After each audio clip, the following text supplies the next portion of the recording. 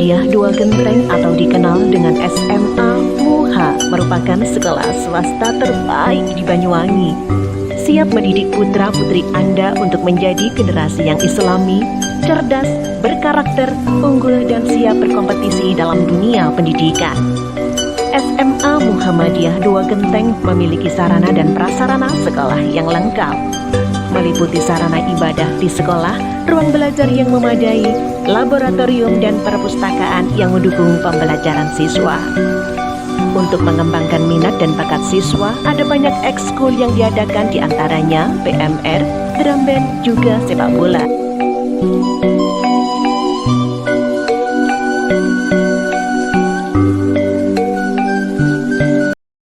Assalamualaikum warahmatullahi wabarakatuh. Asyhadu an la ilaha illallah wa asyhadu anna Muhammadan abduhu wa rasuluh. Yang kami hormati Bapak Ibu undangan, yang kami hormati Bapak Amir Bustomi SDMC selaku calon guru penggerak Angkatan 8 Kabupaten Banyuwangi. Marilah kita bersama-sama mengucapkan puji syukur kepada Allah Subhanahu wa taala karena atas nikmat rezekinya kita masih diberikan nikmat sehat, nikmat sempat, nikmat iman dan Islam, sehingga kita bisa menghadiri acara diseminasi pada hari ini dengan keadaan sehat walafiat. Salawat serta salam tak lupa kita aturkan kepada junjungan kita Nabi besar Nabi Muhammad SAW yang akan kita nantikan syafaatnya di yaumul kiamat nanti. Bapak Ibu, kami selaku pembawa acara akan menyampaikan susunan acara pada pagi hari ini. Yang pertama adalah pembukaan, yang kedua adalah acara inti, yang ketiga penutup. Agar acara pada pagi hari ini berjalan lancar, marilah kita buka acara ini dengan bacaan basmalah bersama-sama. Bismillahirrahmanirrahim.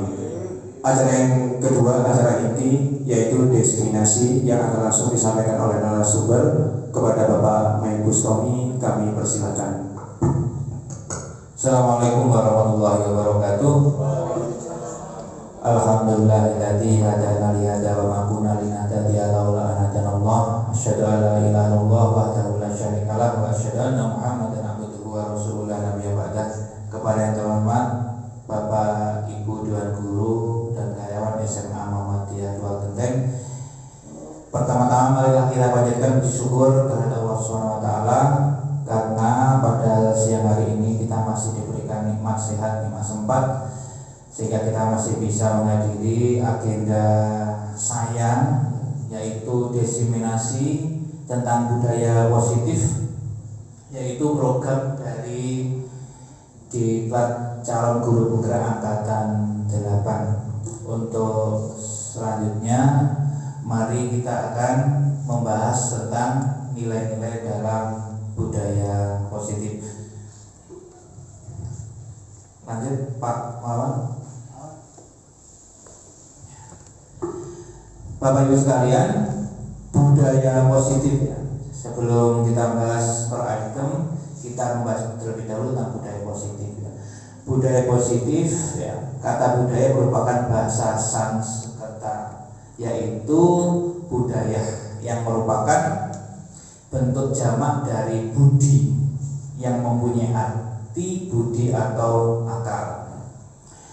Budaya merupakan pola atau cara hidup yang terus berkembang oleh sekelompok orang dan diturunkan pada generasi berikutnya. Itu. Lanjut Pak. Dalam kesempatan siang hari ini kita akan bahas tentang konsep inti budaya positif. Yang pertama, perubahan paradigma belajar, kemudian disiplin positif, nilai-nilai kebajikan, kebutuhan dasar manusia, motivasi perilaku manusia, posisi kontrol guru, keyakinan kelas, dan segitiga restitusi. Lanjut. Yang pertama, pembelajaran dengan paradigma baru. Jadi setelah adanya perubahan kurikulum dari K13 ke kurikulum merdeka, maka ada perubahan paradigma dalam proses pembelajaran. Ya, Pembelajaran dengan paradigma baru merupakan pembelajaran yang dirancang berdasarkan prinsip pembelajaran berdiferensiasi. Jadi belajar berdasarkan minat, bakat dan potensi peserta didik, sehingga anak-anak kita nanti dalam pembelajaran sesuai dengan kebutuhannya, sehingga terwujud profil pelajar Pancasila. Lanjut. Miskonsepsi tentang teori kontrol. Di sini ada ilusi guru mengontrol murid. Ya. Ilusinya bahwa kritik membuat rasa bersalah. Kalau dulu kita memberikan kritik sehingga memunculkan rasa bersalah pada murid sehingga dapat menguatkan karakter murid tersebut. Selanjutnya ilusi bahwa semua penguatan positif, efektif dan bermanfaat. Ilusi dulu, sekarang kita tidak boleh maksa murid kita sesuai dengan kehendak kita. Jadi sekarang pendidikan itu pendidikan yang mengkon. Di sisi sebelah kanan kita mencoba mengubah orang agar berpandangan sama dengan kita. Jadi kalau bisa murid kita Selanjutnya perilaku buruk dilihat sebagai suatu kesalahan. Jangan teori kontrol pilihan, semua perilaku memiliki tujuan. Jadi anak itu berbuat salah, melanggar itu mungkin ya, karena kebutuhan dasarnya tidak terpenuhi. Mungkin ada anak yang mencuri kue di kantin, kemungkinan kebutuhan dasarnya tentang bertahan hidup juga belum terpenuhi. Dia belum sarapan, 5 hari belum makan dan sebagainya. Misalkan anak selalu mencari perhatian oleh guru, bolos dan sebagainya, mungkin kebutuhannya tentang love and belonging, ya, kasih sayang juga belum terpenuhi dikarenakan orang tuanya ada di luar negeri atau bisa dan sebagainya. Kemudian yang ketiga, orang lain bisa mengontrol saya. Selanjutnya teori pilihan, hanya Anda yang bisa mengontrol diri Anda. Jadi sejatinya kita itu tidak bisa mengontrol orang lain. Yang bisa mengontrol kita adalah ya diri kita sendiri. Selanjutnya, saya bisa mengontrol orang lain, Anda tidak bisa mengontrol orang lain. Selanjutnya, pemaksaan ada pada saat bujukan gagal, teori kontrol, kolaborasi dan konsensus menciptakan pilihan baru. Jadi diharapkan nanti kita itu bisa berkolaborasi, bukan memaksa. Dan yang terakhir, model berpikir menang atau kalah. Dan teori kontrol berubah menjadi model berpikir menang-menang, win-win solution. Selanjutnya, disiplin positif berasal dari bahasa Latin disiplina yang artinya belajar. Jadi artinya sebenarnya disiplin adalah belajar. Ya. Di guru penggerak ini saya baru tahu bahwa disiplin itu adalah proses belajar. Makna asal dari kata ini berkonotasi dengan disiplin diri dari murid-murid. Disiplin diri membuat orang menggali potensinya menuju sebuah tujuan, apa yang dia hargai.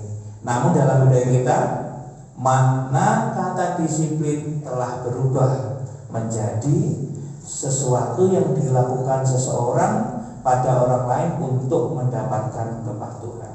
Jadi kedisiplinan di sekolah kita, ya, ada peraturan dan sebagainya itu selama ini masih tujuannya untuk mendapatkan kepatuhan dari siswa, belum mengarah pada arti belajar yang dilakukan oleh siswa.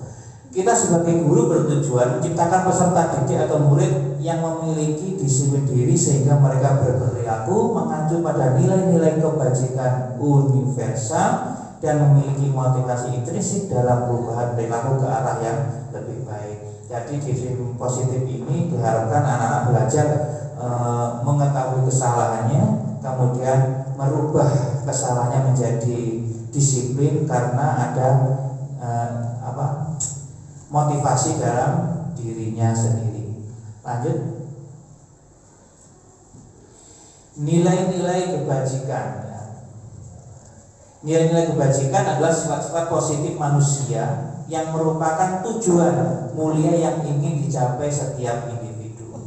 Nilai-nilai tersebut bersifat universal dan lintas bahasa, suku, bangsa, agama maupun latar belakang. Setiap perilaku atau perbuatan memiliki suatu tujuan. Dengan mengaitkan nilai-nilai kebajikan yang diyakini seorang, maka motivasi intrinsiknya akan terbangun sehingga menggerakkan motivasi dari dalam dan dapat mencapai tujuan mulai yang diinginkan. Ini karya dari Diane Gosen, produk bukunya tahun 1998. Nilai-nilai kebajikan yang ingin dicapai oleh setiap anak Indonesia kita kenal dengan profil pelajar Pancasila. Yang pertama, beriman, bertakwa kepada Tuhan Yang Maha Esa dan berakhlak mulia, mandiri, bernalar kritis, berkebinekaan global dan bergotong royong. Ini adalah P3, profil pelajar Pancasila. Lanjut. Kebutuhan dasar manusia yang seperti saya sampaikan tadi, segala sesuatu yang kita lakukan untuk mendapatkan apa yang kita inginkan, seluruh tindakan yang kita lakukan memiliki tujuan tertentu, dan semuanya itu untuk menghasilkan agar kebutuhan dasar kita terpenuhi dengan baik. Lanjut. Ya, ini 5 kebutuhan dasar manusia. Ini ada kebutuhan yang sifatnya fisiologis dan kebutuhan yang bersifatnya psikologis. Yang fisiologis adalah yang bertahan hidup, survival. Jadi anak apabila mencuri untuk makan dan sebagainya, kemungkinannya faktornya kebutuhan untuk bertahan hidup belum terpenuhi. Selanjutnya 4 kebutuhan yang sifatnya psikologis, yaitu kasih sayang dan rasa untuk diterima. Biasanya ini ada di murid-murid sering seperti ini, ya, karena dia tidak dikasih sayangi oleh orang tuanya di rumah, ya, mungkin ada kekerasan dalam rumah dan sebagainya, orang tuanya tidak ada di rumah, broken dan sebagainya. Jadi mungkin anak-anak di sekolah mencari perhatian supaya mendapatkan kasih sayang dan bisa diterima oleh warga masyarakat. Selanjutnya adalah penguasaan, ya, power. Ini juga biasanya anak-anak yang ingin menjadi jagoan di sekolahnya, ya, karena mungkin kebutuhan akan penguasaan belum terpenuhi. Selanjutnya kebebasan, ya, freedom. Ini bebas. Selanjutnya yang kelima adalah kesenangan, fun. Jadi semua ini harus terpenuhi, ya Pak Ibu. Baik itu murid maupun guru juga harus terpenuhi 5 kebutuhan dasar manusia ini. Apabila tidak, maka akan terjadi namanya penyimpangan. Lanjut. Selanjutnya adalah motivasi perilaku manusia. Jadi ada 3 motivasi perilaku manusia. Yang pertama ada motivasi dari eksternal. Apa itu? Untuk menghindari ketidaknyamanan atau hukuman. Apa yang akan terjadi apabila saya tidak melakukannya? Ya, ini pertanyaannya. Jadi apabila kita mengambil suatu sikap, misalkan kita memakai helm, ya, supaya kita tidak kena hukuman. Kita datang tepat waktu supaya tidak mendapatkan hukuman. Ya, ini motivasi perilaku manusia. Ini juga pasti guru maupun murid juga pasti mengalami ini juga. Ini motivasi dari eksternal. Selanjutnya motivasi eksternal yang kedua untuk mendapatkan imbalan dari orang lain atau institusi. Apa yang akan saya dapatkan apabila saya melakukannya? Ya, jadi kita melakukan sesuatu, ingin mendapatkan imbalan. Saya datang ke tempat waktu supaya mendapatkan reward. Saya pakai helm supaya mendapatkan reward dari kepolisian, dapatkan sembako dan sebagainya. Kemudian saya mengerjakan tugas tepat waktu sebelum waktunya selesai, tujuannya juga mendapatkan imbalan. Itu manusiawi, karena motivasi perilaku manusia masuk dalam ketiganya itu. Selanjutnya yang terakhir, motivasi internal. Ini untuk menghargai diri sendiri. Saya akan menjadi orang yang seperti apa bila saya melakukannya. Nah, inilah dari tujuan disiplin positif. Jadi kita itu melakukan disiplin positif tujuannya supaya anak-anak itu nanti bisa menghargai dirinya sendiri, baik sebagai manusia maupun sebagai anggota masyarakat. Karena anak-anak itu sekarang itu mereka tidak begitu menghargai dirinya sendiri. Mereka melakukan pelanggaran, mereka melakukan sesuatu yang menyimpang, sehingga secara tidak langsung mereka tidak bisa menghargai dirinya sendiri. Lanjut. Misalkan suruh bersihkan kamar mandi, suruh push up, jalan jongkok, kemudian suruh lari dan sebagainya. Kemudian hukuman bersifat satu arah, ya. Jadi hanya pemberi hukuman yang menyampaikan, tidak ada komunikasi antara dua arah, ya, dari si penghukum dan terhukum. Jadi yang terhukum itu pasif, ya, hanya menerima hukumannya. Yang ketiga berupa hukuman fisik atau psikis, fisik atau psikologis, ya, bullying dan sebagainya. Ya. Ini hukuman masih sangat banyak yang dilakukan oleh lembaga pendidikan di negara kita. Selanjutnya konsekuensi, ini lebih naik ke atasnya satu tingkat. Terencana sesuai kesepakatan. Ya. Jadi ada kesepakatan antara murid dan guru. Ada, ya, misalkan nanti bapak guru kalau main HP pada saat ngajar bagaimana? HP-nya dirampas, Pak. Ya, kalau gitu, kalau bapak gurunya HP-nya dirampas pada saat belajar, berarti kamu nanti pada saat belajar main HP juga dirampas juga kan? Ya, itu ada kesepakatan antara murid dan guru. Selanjutnya sikap guru selalu memonitor muridnya. Ini yang mengakibatkan murid itu tidak bisa mandiri. Jadi karena posisi guru masih terus memonitor. Kalau misalkan gurunya tidak mau monitor, maka akan terjadi penyimpangan lagi. Ya. Sudah sedikit lebih baik dari hukuman, yaitu konsekuensi. Selanjutnya yang paling tinggi tingkatannya adalah restitusi. Ya. Proses dalam memperbaiki kesalahan. Jadi di sini anak-anak distimulus, didorong untuk bisa menemukan kesalahan yang mereka lakukan, sekaligus nanti juga mencari solusinya. Misalkan si Prabu Gading datang terlambat, kalau posisi hukuman langsung suruh ngepel kamar mandi dan sebagainya, atau yang lain dihujat dan sebagainya, ya, wis tanya bakok, wis tugas gak pernah ngumpul dan sebagainya. Kemudian kalau di konsekuensi, nah, misalkan kalau terlambat bagaimana Prabu? Nah, nanti saya akan membawakan tasnya Bapak dari kantor ke ruang kelas, ya. Tapi kalau Pak Guru terlambat, nanti juga ada konsekuensinya apa? Belikan makanan satu kelas Pak dan sebagainya. Ya, itu konsekuensi. Tapi kalau misalnya restitusi, proses dalam memperbaiki kesalahan. Jadi si Prabu ditanya, kenapa kamu saya panggil sekarang Prabu? Iya Pak, karena saya terlambat. Ya, ini dalam kondisi normal.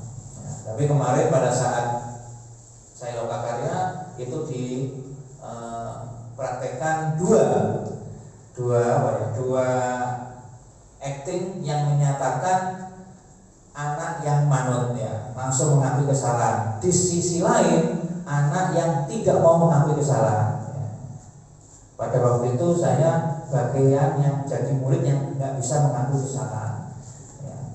Karena dituduh melompat pagar dan sebagainya itu, ya. Jadi memang dalam prosesnya membuat guru itu lebih banyak emosi kalau seperti itu. Kemudian yang kedua, restitusi, proses kolaboratif yang mengajarkan murid untuk mencari solusi sendirinya. Di sini, ya, di sini peran guru mengajak anak untuk melakukan kerjasama dalam mencari solusi dari permasalahannya. Terlambat, solusinya apa? Misalkan dia mengatakan saya akan pakai alarm saya belum cukup, tambah lagi apa? Suruh bangunkan ayah, ibu, atau kakak dan sebagainya. Kurang lagi apa? pacar saya suruh bangunkan dan sebagainya. Nah itu proses mencari solusi apabila murid mendapatkan melakukan kesalahan. Lanjut Pak Awan, lanjut Pak. Ya, ini 5 posisi kontrol ya. Ini ada tingkatannya.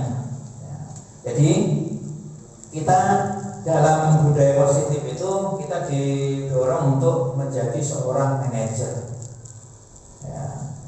Di sini manajer itu tadi ada di segitiga restitusi tadi itu. Yang pertama penghukum. Nah, kita sudah nggak boleh menjadi penghukum. Karena apa? Penghukum itu biasanya menggunakan kata-kata kasar, menghardik dan sebagainya. Kemudian memberikan hukuman dalam bentuk fisik maupun psikologi dan sebagainya. Kemudian yang kedua, membuat merasa bersalah. Ini kata-kata kita membuat anak itu merasa bersalah. Misalkan, kamu itu sudah dikasih tahu, apa nggak kasihan sama saya? Saya sampai dipanggil kepala sekolah 4 kali gara-gara kamu dan sebagainya. Akhirnya anak itu merasa bersalah karena membuat gurunya itu mendapatkan masalah karena tingkah lakunya. Nah, kemudian teman, ya, ini mungkin sering kita lakukan. Teman, ya, posisi kita sebagai teman dengan murid. Ini kita menggali informasi dari murid. Nah, kemudian anak ini masih tetap kita berikan hukuman, istilahnya konsekuensi dari yang dia lakukan. Tapi cara menyampaikannya lebih enak dari mengajak ngobrol dan sebagainya. Nah, kalau mungkin di kita itu mungkin masih posisi di teman maksimal. Tapi sebagai pemantau atau manajer mungkin kita belum. Ya. Karena ini sulit. Karena input kita juga tidak bisa gampang untuk memposisikan kita sebagai manajer. Ya. Kemudian yang keempat, posisi kontrol pemantau. Ya. Jadi anak-anak itu diajak mencari kesalahannya masing-masing. Kemudian anak itu diberikan solusi oleh guru dan guru itu terus memberikan pantauan kepada murid itu. Ya. Ini mengakibatkan posisi kontrol 3 dan 4 ini bisa merubah sikap anak, tetapi tidak bisa menjadi anak yang mandiri. Masih tergantung teman, itu masih tergantung dengan gurunya. Kalau gurunya itu masih mengajak ngobrol, diajak mencari solusi dan sebagainya, itu masih tergantung. Orang pemantau juga gitu. Kalau misalkan gurunya nggak memantau, tidak melihat, tidak mengoreksi dan sebagainya, dia akan kembali lagi. Dan yang paling tinggi adalah posisi sebagai manajer. Ini yang posisi tertinggi. Karena di sini ada kolaborasi guru dan murid untuk menemukan permasalahan dan mencari solusi. Ya. Lanjut. Ya, ini contoh penerapan 5 posisi kontrol guru. Ini kasus siswa datang terlambat. Ini posisi yang pertama penghukum, posisi paling dasar, paling rendah. Ini misalnya gini, ada anak terlambat, suruh lari melilingi halaman sekolah. Terus terlambat, ini hadir terlambat terus ya. Sampai wali kelasnya dikasih tahu masih jawab terus ya. Lari melilingi halaman sekolah selama 10 kali misalnya. Nah, kemudian di atasnya tingkatannya itu membuat rasa bersalah. Ya. Ini ucapannya berapa kali Pak Tom harus memberitahu kamu selalu membuat Pak Tom kecewa. Ya. Nah, ini mungkin sering kita ngomongkan ya. Ini masih masuk membuat merasa bersalah. Jadi anak itu merasa menjadi dirinya itu gagal, tidak bisa menyenangkan orang lain.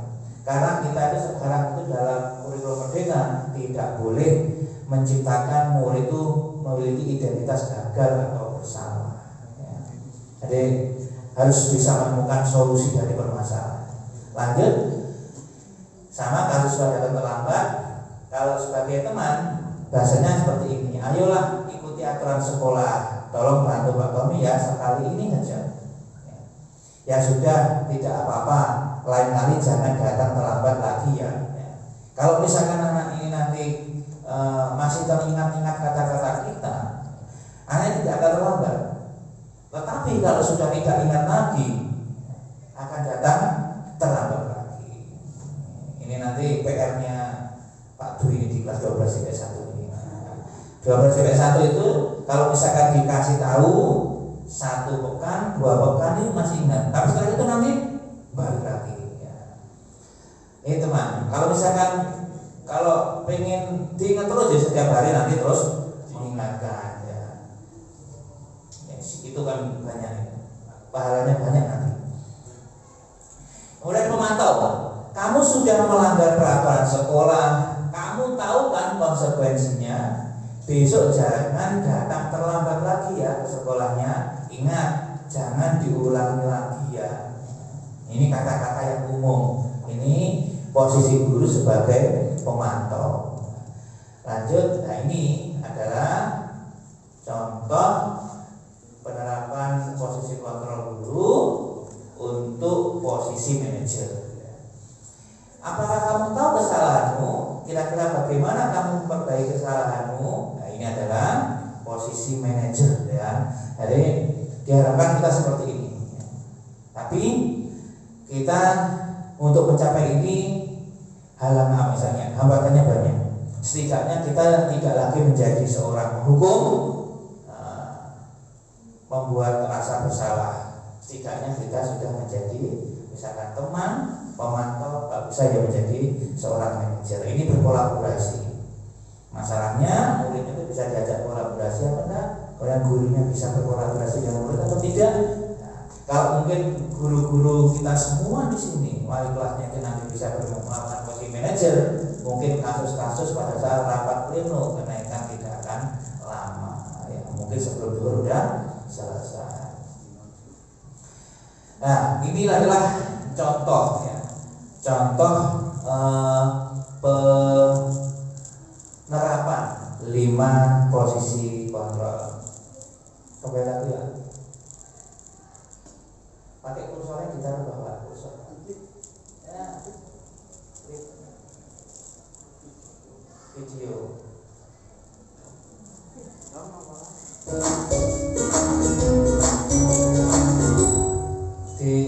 Salam bahagia Ibu dan Bapak guru hebat. Dalam penerapan disiplin positif restitusi, salah satu program yang dikembangkan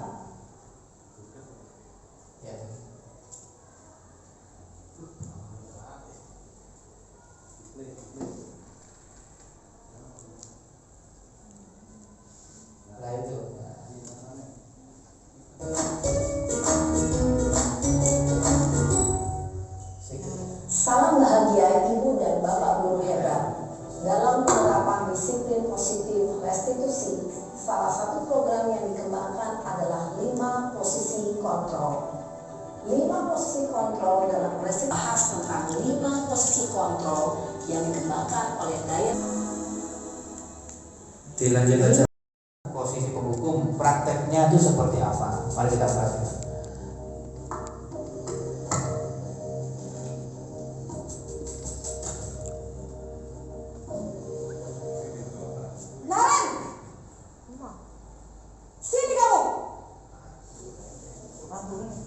Selamat pagi Bu. Selalu terlambat. Kamu deh pasti terlambat. Maaf Bu, saya Apa? Apa coba? Alasan kamu apa lagi? Kapan sih kamu tidak terlambat? Malas sekali ya kamu jadi anak. saya Dasar pemalas. Gak kapok-kapok sih kamu. Sudah berapa kali terlambat? Sana, kamu keliling lapangan basket 2 kali. kenapa saya harus ke lapangan basket Bu? Kenapa? Kamu melawan ibu. Berani-beraninya jawab. Sudah terlambat, masih berani jawab pula. Sekarang, keliling lapangan basket 5 kali sekalian. Biar kapok. Cepat. Pergi sana ke lapangan basket. Posisi penghukum biasanya berbicara dengan nada tinggi, menghardik, menunjuk-nunjuk, menyakiti, dan menyindir. Hukuman bisa berupa fisik maupun psikis. Ibu dan Bapak guru hebat, dampak yang terjadi pada murid ketika guru berada pada posisi penghukum adalah murid cenderung akan memberontak, bahkan Setelah, berupa dendam. Ya, ini adalah dampak dari apabila kita menjadi guru dalam posisi penghukum. Akhirnya murid menjadi seorang pendendam. Jadi ada kasus pemukulan pada guru dan sebagainya. Kemungkinan guru itu memposisikan diri sebagai posisi penghukum. Selanjutnya tidak menyukai guru atau mata pelajaran yang diampu. Yang ini mengakibatkan anak itu kalau sudah ada guru si A itu datang, anak itu sudah tidak ada niat untuk lagi mengikuti pelajaran. Ya. Jadi dampaknya mungkin seperti itu. Lanjut Pak, masih panjang ya.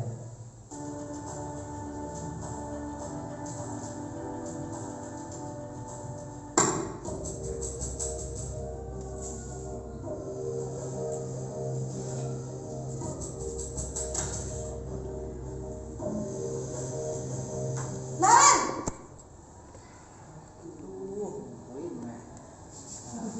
Selamat pagi Bu. Naren, kamu kenapa terlambat lagi, nak? Ya Tuhan, Naren, kamu senang ya bikin ibu susah ya? Kalau kamu terlambat lagi, nanti ibu yang ditegur bapak kepala sekolah, nak. Disangka ibu tidak bisa membina kamu. Duh, gimana ini? Maaf Bu. Duh Gusti Naren, kamu suka ya kalau ibu ditegur bapak kepala sekolah? Terus, sekarang ibu harus tulis apa ini di buku absen? Ini kamu sudah sering terlambat loh. Ibu harus apa coba? Maaf Bu. Maaf sekali. Ya sudah, lain kali jangan bikin ibu susah lagi ya nak ya. Ibu tidak akan kuat lagi kalau kamu begini terus. Bisa jantungan kalau ibu tegur bapak kepala sekolah. Sana cepat ke kelas. Maaf ya Bu. Maaf sekali. Posisi pembuat rasa bersalah berbicara dengan nada tenang, cenderung lembut. Namun kata-kata yang diutarakan membuat murid merasa menjadi orang yang gagal, memandang buruk dirinya sendiri, merasa tidak berharga, dan tidak sanggup membahagiakan orang lain. Ketika guru mengambil posisi pembuat rasa bersalah, murid akan menganggap dirinya yang bersalah dan ia akan menyimpan emosi negatif tersebut di dalam dirinya. Stop dulu Pak ya.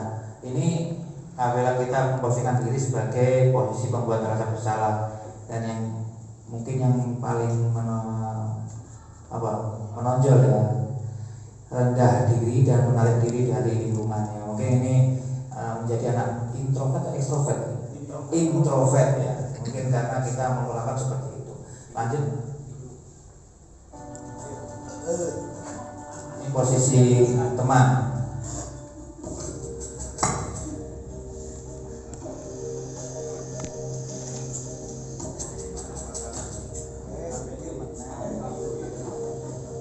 Naren,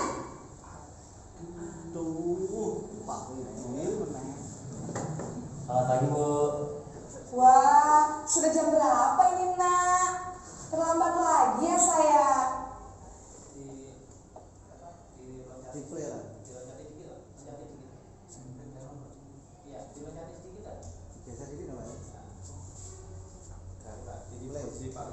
Udah mengancam saya Bu.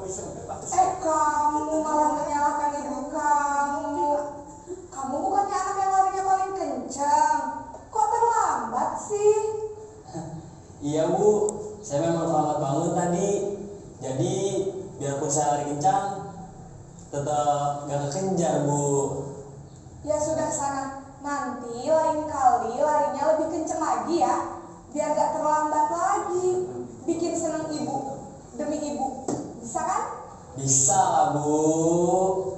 Ya sudah sana masuk kelas. Ibu beresin urusan absen kamu. Ada-ada saja.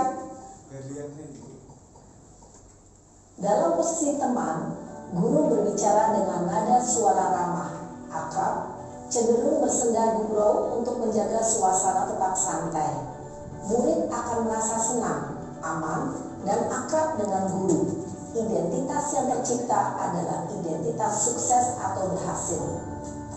Namun perlu diingat, karena ini masih dorongan eksternal, maka ada faktor ketergantungan dari murid kepada orang tertentu.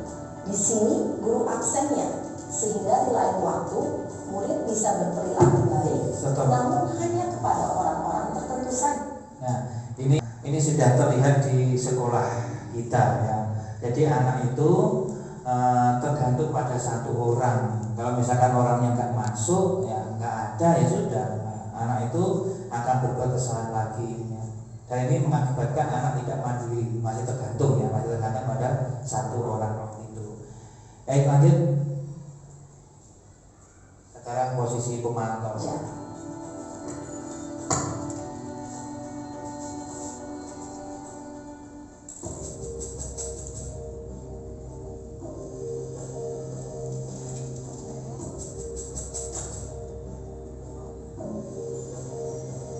Naren,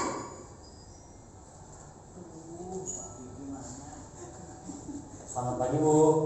Naren, apa peraturan sekolah kita tentang jam berapa kita harus masuk sekolah, Nak? Kita harus di sekolah jam 7 Bu. Iya betul, sekarang sudah jam 7.20. Naren sudah tahu konsekuensinya jika terlambat hadir. Paham Bu. Saya harus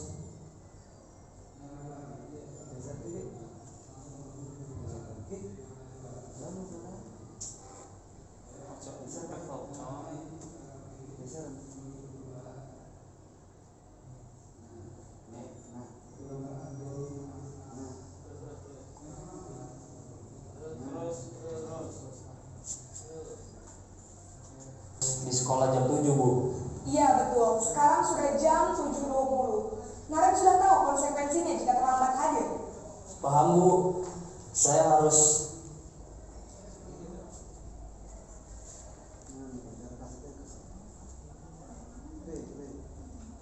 selama 20 menit.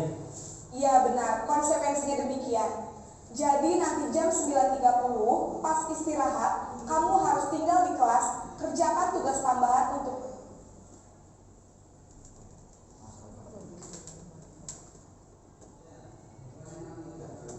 Baik Bu.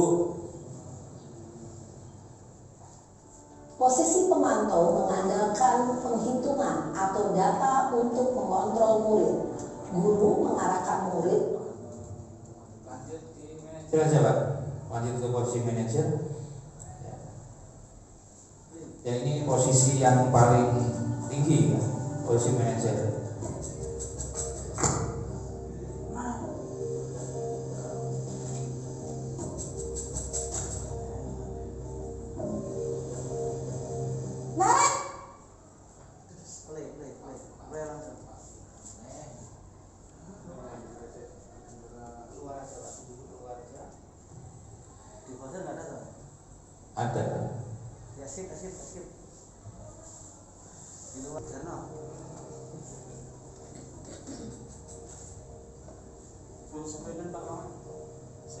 Naren, Ada. Selamat pagi Bu. selamat pagi Naren. Maaf Bu, saya terlambat. Iya, sekolah masuknya jam 7, sekarang sudah jam 7.20. Jadi sekarang bagaimana ya Naren? Maaf Bu, saya lupa setel alarm saya semalam. Baiklah, menurut kamu, keyakinan sekolah yang mana yang perlu kamu tingkatkan? Menghargai diri sendiri dan orang lain mungkin ya Bu. Setuju. Jadi, apakah Naren meyakini prinsip saling menghormati tersebut? Iya Bu, saya meyakininya. Apakah Naren bersedia memperbaiki masalah keterlambatan ini? Bersedia Bu. Bagaimana kamu akan memperbaiki masalah keterlambatan ini? Saya akan coba untuk tidak lupa menyetel alarm saya Bu. Baik, kalau Naren lupa menyetel alarm di rumah, ada orang yang kira-kira bisa bantu mengingatkan tidak? Ada Bu, kata saya, Kak Emma. Ada lagi selain Kak Emma?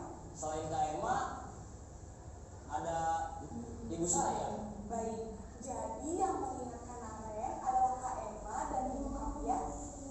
Kira-kira akan mulai setel alarm kapan nih Naren? Setelah pulang sekolah, akan segera saya lakukan. Baik, Jadi Naren akan setel alarm untuk bangun besok pagi dan akan diingatkan oleh kakak dan ibunda Naren ya. Ada lagi yang mungkin perlu dilakukan Naren agar tidak terlambat bangun lagi? Tidak ada, Bu. Baik Naren, terima kasih untuk kerjasama kamu. Sekarang kamu perlu kembali ke kelas untuk belajar. Baik, Bu. Terima kasih. Plus, Pak. Belajar adalah posisi kontrol yang disarankan untuk membimbing murid memiliki Nanti plus, lanjut ke PPT tadi. Berarti antara murid dan guru untuk menemukan kesalahan dan solusinya. Berarti selanjutnya itu kan cuma bahasa ya. Nanti mungkin bisa disesuaikan dengan bahasa dan budaya kita di lingkungan masing-masing. Lanjutnya keyakinan kelas. Ya, ini kelebihan. Nah, itu mengapa keyakinan kelas bukan peraturan kelas? Lanjut. Nah, pembentukan keyakinan kelas karena bersifat abstrak, berupaya pernyataan kebajikan universal dibuat dalam pertanyaan positif sedikit saja agar mudah diingat ya. Jadi bukan istilahnya bukan peraturan ya, tapi terjadi keyakinan kelas. Kemudian sesuai dengan kondisi kelas dan sekolah sehingga mudah diterapkan, semua warga sekolah, warga kelas dilibatkan saat membuat keyakinan kelas ya. Lanjut. Nah, ini adalah segitiga restitusi yang dulu pernah disampaikan oleh CGP Angkatan 7 ya. Suatu proses dialog yang dijalankan oleh guru agar dapat menghasilkan murid yang mandiri dan bertanggung jawab. Ini tujuan dari penerapan segitiga restitusi. Lanjut. Segitiga restitusi ada 3 tahapan. Yang pertama, menstabilkan identitas. Selanjutnya, validasi tindakan yang salah. Selanjutnya, terakhir menanyakan keyakinan. Jadi stabilkan identitas, misalkan ada bahasa seperti ini. Setiap orang pasti pernah melakukan kesalahan. Ini bahasa untuk stabilkan identitas. Kemudian kamu bukan satu-satunya yang pernah melakukan ini. Jadi tidak menyalahkan langsung, tetapi menstabilkan identitas anak jika dia itu melakukan kesalahan. Lanjutnya validasi tindakan yang salah. Kamu tentu punya alasan mengapa kamu melakukan itu. Misalkan anak terlambat. Itu kenapa kamu udah terlambat? Misalkan saya bangun kesiangan karena tadi malam ikut turnamen voli ya, tarkam sampai jam 4 dan sebagainya, mungkin seperti itu. Lanjutnya, adakah cara yang lebih efektif untuk mendapatkan apa yang kamu butuhkan? Ini bahasa-bahasanya. Lanjutnya terakhir menanyakan keyakinan. Nah, ini nilai apa yang telah kita sepakati, kamu ingin menjadi seorang seperti apa? Ini puncaknya. Jadi posisi guru sebagai manajer ini segitiga restitusi yang diterapkan. Lanjut. Nah, penutup, dalam penerapan disiplin positif ini kita sebagai guru harus memiliki kepribadian yang profesional, di mana guru mampu merefleksi diri dalam posisi kontrol saat ini dan bagaimana kita menempatkan diri sebagai among, ya, di mana kita harus menuntun, bukan menuntut dari potensi, ya, minat dan bakat murid kita. Itulah diseminasi tentang budaya positif. Semoga bermanfaat bagi saya pribadi dan Bapak Ibu sekalian. Kurang lebihnya mohon maaf. Assalamualaikum warahmatullahi wabarakatuh. Demikian tadi Bapak Ibu diseminasi tentang budaya positif yang telah disampaikan oleh narasumber, oleh Bapak Mefus Tommy. Dapat kita simpulkan bahwasanya kita juga di sini mungkin dapat belajar dari kata-kata disiplin yang selama ini kita kenal itu adalah kewajiban untuk memperbaiki diri. Ternyata di sini tadi disampaikan bahwa disiplin adalah belajar. Kemudian dari hasil dari diseminasi tersebut ini kita dapat ilmu baru. Setidaknya nanti ada dari kita yang akan mengikuti program yang sama seperti Bapak Mefus Tommy sebagai calon guru penggerak angkatan berikutnya. Kita sudah punya ilmu baru tentang posisi kontrol. Ternyata ada 5 posisi kontrol yang barusan disampaikan. Yang pertama adalah guru sebagai seorang penghukum. Kemudian ada seorang guru yang pembuat merasa bersalah. Yang ketiga adalah posisi sebagai teman. Yang keempat sebagai pemantau, dan yang kelima adalah sebagai seorang manajer. Kemudian ternyata harapannya di sini adalah kita sebagai seorang manajer yang akan melakukan proses segitiga restitusi. Nah, itu yang akan menjadi bahan kita ke depan untuk melatih, mendidik karakter anak didik kita yang kurang disiplin, sehingga kita bisa mendapatkan anak-anak yang luar biasa berkualitas dan hebat. Baik, mungkin itu saja hasil diseminasi yang telah dilakukan oleh Bapak Mebus Tommy selaku calon guru penggerak Angkatan 8 Kabupaten Banyuwangi. Semoga bermanfaat untuk kita semuanya. Baiklah Bapak Ibu, mari kita tutup acara diseminasi pada siang hari ini dengan membaca hamdalah bersama-sama. Alhamdulillahirrahmanirrahim. Demikian kurang lebihnya saya selaku pembicara mohon maaf. Saya akhiri, wassalamualaikum warahmatullahi wabarakatuh.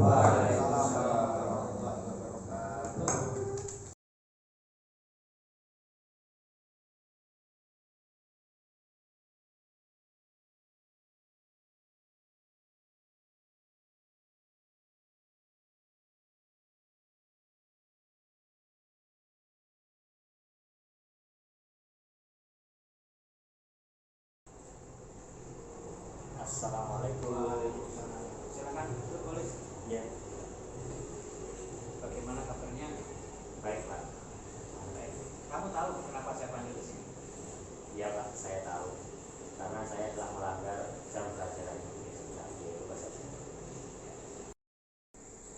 Oke, ya.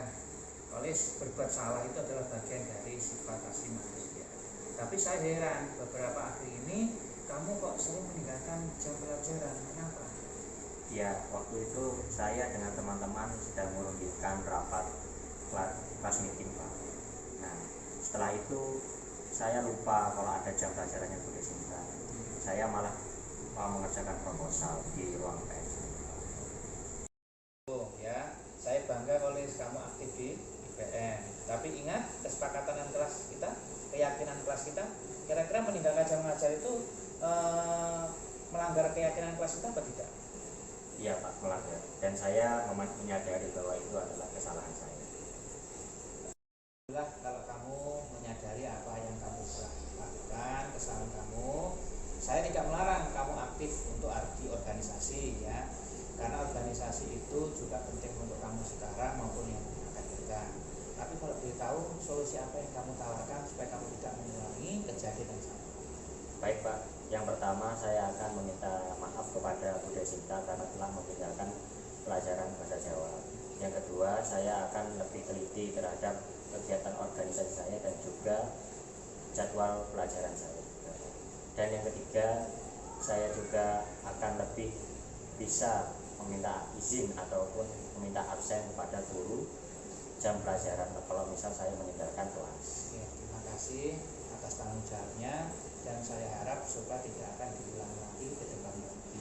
Baik, silahkan kamu bisa meninggalkan tempat ini dan kembali untuk istirahat. Baik Pak, terima kasih. Assalamualaikum. Waalaikumsalam. Assalamualaikum warahmatullahi wabarakatuh. Perkenalkan, nama saya Ahmad Nurholis Sudah. Saya dari kelas 12 IPA 1. Setelah dilaksanakannya praktik segitiga restitusi ini, saya merasa gembira dan juga lebih membantu saya dalam hal penyelesaian permasalahan dan juga kendala yang saya alami di sekolah. Karena sebelumnya saya merasa takut untuk dihukum karena telah melanggar keyakinan kelas. Dalam penerapan segitiga restitusi ini, saya menyadari dan juga mendapatkan solusi dari permasalahan yang saya alami. Terima kasih dari saya. Wassalamualaikum warahmatullahi wabarakatuh.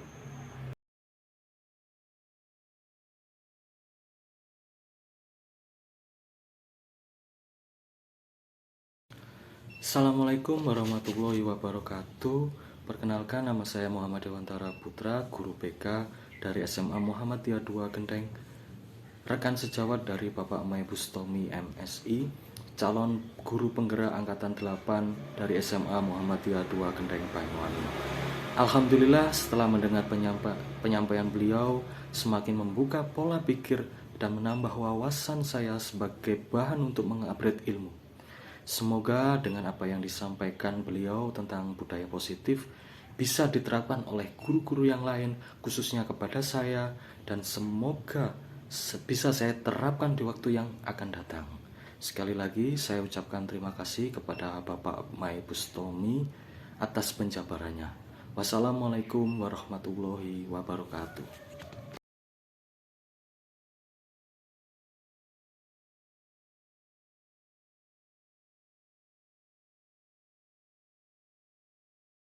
Warahmatullahi wabarakatuh. Selamat pagi anak semua. Baik. Kita ketemu lagi setelah liburan berapa kan kemarin? 3. Kalau saya 4 pekan.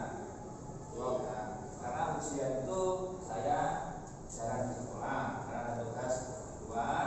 Jadi kalian ujian, saya ada tugas di luar. Bukan libur. Ya. Jadi kalian sekarang naik kelas 12. Dari kelas 11 IPA 2 atau 12 IPA 2. Dari dulu mulai kelasnya Pak? Audit. Sekarang Bu? Iya. Baik. Nah, jadi sebelum kita melakukan kegiatan belajar mengajar, mari kita buat dulu namanya keyakinan. Kenapa bukan peraturan? Karena keyakinan adalah kesepakatan antara guru dan murid. Jadi nanti keyakinan itu pasti berlaku untuk guru dan murid. Misalkan, ya, misalkan nanti ada salah satu mengatakan biasanya gurunya itu main HP sendiri. Nah, nanti juga dikatakan guru menghargai murid. Ya, itu ada apa? Jadi nanti ada kesepakatan antara guru dan murid. Jadi keyakinan itu bukan hanya untuk murid saja, tapi juga untuk guru.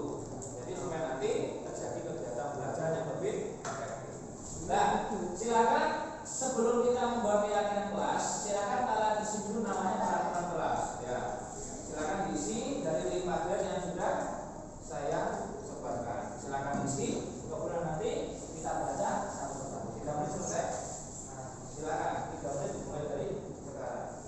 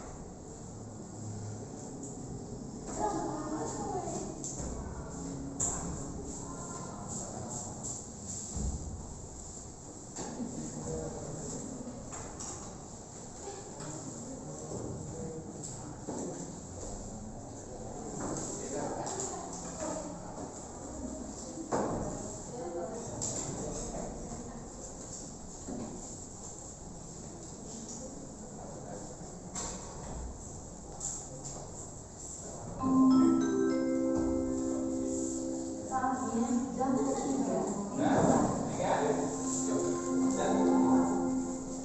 It's time to begin the third lesson.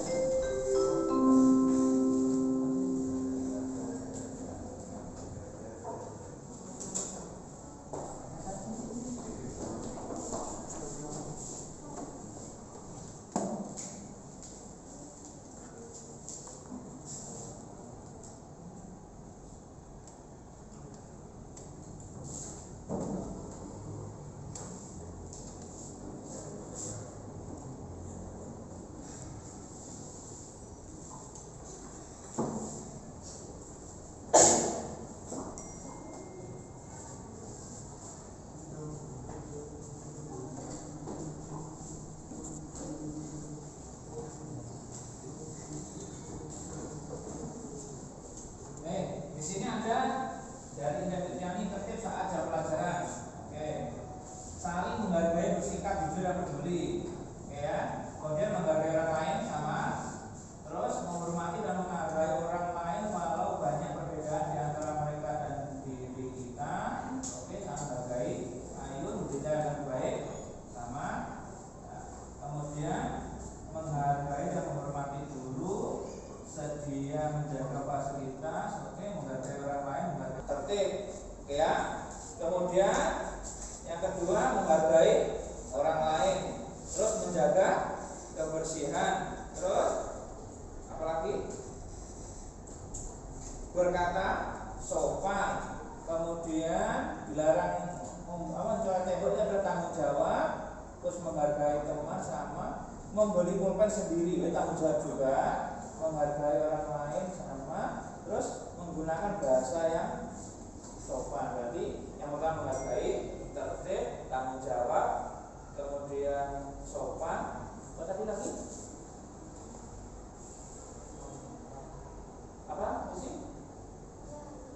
Menghargai orang lain, baik murid maupun guru, sopan, tertib, tanggung jawab, sportif. Ya, jadi 5 ini.